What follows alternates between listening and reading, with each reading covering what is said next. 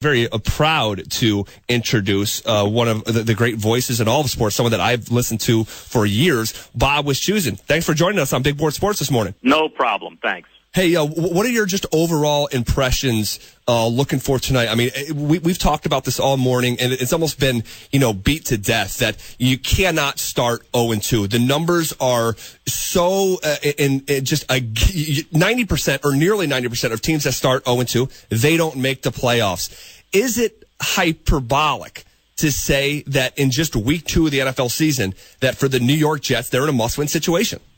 You could probably make the same case for the Bills. Yeah. Both teams are not the type that you're expecting are going to start reeling off 6-7 wins in a row to bounce back from a bad start.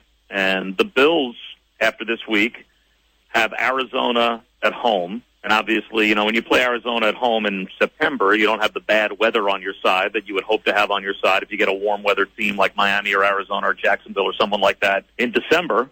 So you'll be playing Arizona probably, and they might be desperate as well because of the start they're getting off to. And then you go to New England. And then, of course, the Jets' schedule for the next month after this game is brutal. They've got Kansas City on the road. They've got Pittsburgh on the road. They've got Arizona on the road. They play the Seahawks at home. So, this is a vital game for both of these teams. Both of these teams are going to have a really, really hard time bouncing back from 0-2.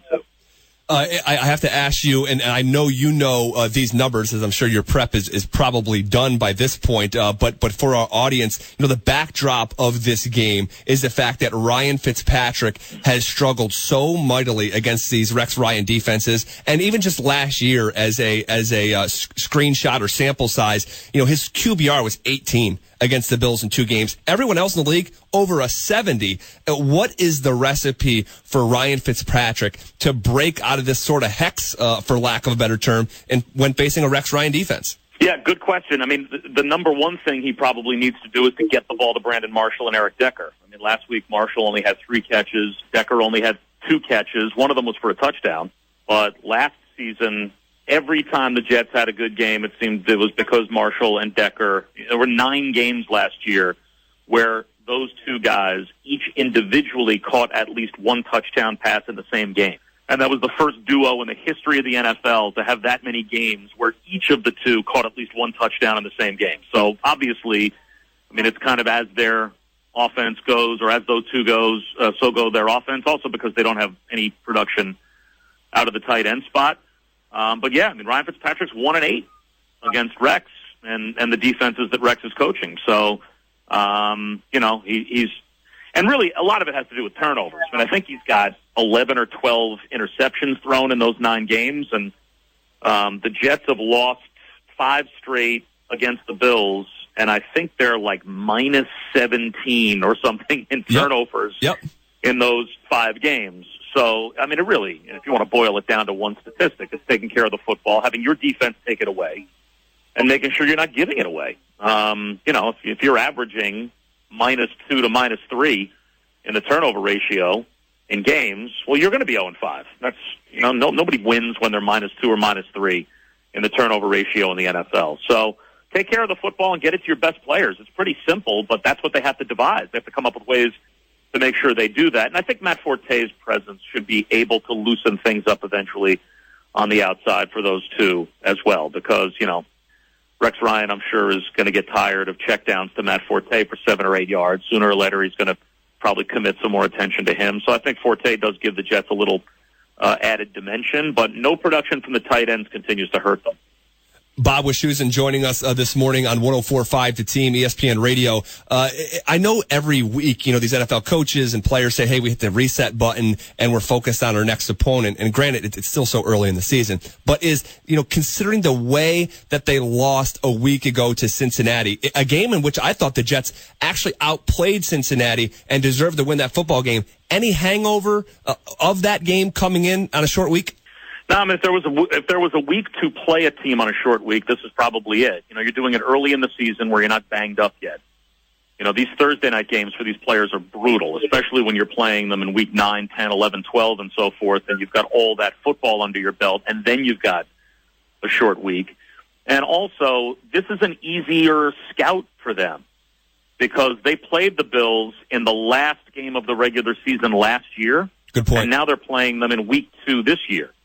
So to prepare for a team on a short week where there's only one game that they have on tape since the last time you played them, I mean, that definitely, I think, lightens the workload and the game plan prep for the coaches and for the Bills also. And the Bills are looking at one Jet game on tape from the last time they faced them as well. So I would think for both coaching staffs, this is a pretty lightened workload compared to having a crash course on a team. If you're playing an NFC team, you see 1 out of every 4 years or something on a Thursday. Well, now you really got to go back, and that's a lot of work. But these are teams that know each other very well. That has to help. But I think both teams probably just want to get back out there and play a game as well. Both teams lost in brutal fashion this past Sunday. The Jets, as you said, had a game they should have won, and the Bills, only 160 yards on offense and 1 touchdown. I mean, you want to burn that game tape and move on as well. There's no doubt. Yeah, that's the worst offensive output in a season opener since 1979 for the Bills. So definitely looking to buck that trend. All right, we won't keep you long. One more question. I won't ask you to give me a prediction, but what is your overall feel on tonight's matchup? Well, I think a lot of it hinges on Sammy Watkins. If Watkins is at full strength, he provides an element that the Jets have struggled with. They've had a tough. They couldn't stop him last year.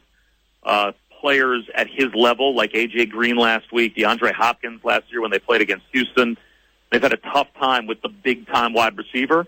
If you take Sammy Watkins out, there's no other player at wide receiver that remotely scares you. It's really just then Tyrod Taylor, LaShawn McCoy. I mean, that seems to be the 1-2 punch. Plus, Cordy Glenn is hurt.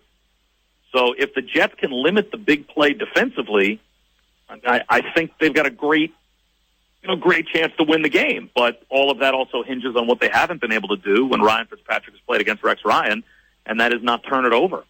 And, this is a crowd that the moment you give them some ammunition, you turn it over a little bit. This is a really hard place to play. And at night against, kind of a team that's considered one of, if not your arch rival, this will be a very tough atmosphere for them. So they need to play clean, mistake-free, and get off to a good start. If they don't, it'll be a war all the way through. I think they've got a very good chance to win the game, but it's never easy coming here to play, as is evidenced by the fact that they've lost 5 in a row to this team. His name is Bob Wischusen. He is the voice of the New York Jets. If you're a Jets fan, you know his voice very well right here coming out of our Albany airways in the capital region as the voice of the New York Jets, as we are the home for the New York Jets. Really appreciate you coming in here last minute. I appreciate you getting back to me, and have a great call tonight. We'll be listening. No worries. Thanks. All right, that was Bob Wischusen.